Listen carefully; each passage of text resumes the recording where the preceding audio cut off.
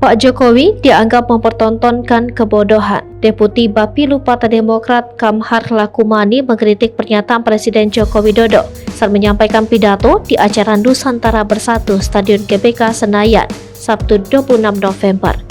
Kamhar melayangkan kritik seusai Jokowi menyarankan masyarakat memilih kandidat Pilpres 2024 berambut putih yang menjadi pertanda figur itu memikirkan rakyat.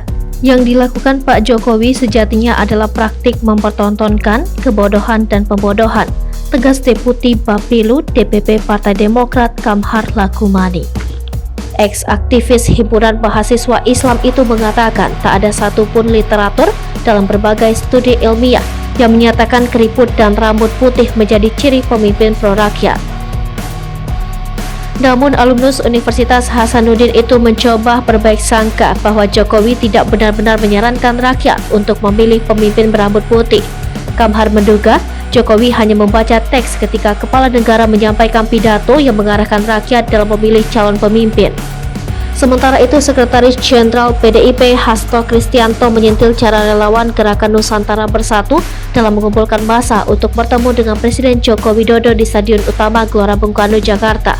Hasto mengatakan, elit relawan Jokowi itu menjanjikan sesuatu yang tidak sehat terhadap massa yang hadir. Hasto lantas meminta agar orang-orang yang dekat dengan kekuasaan Jokowi tidak memanfaatkan kebaikan kader PDIP tersebut.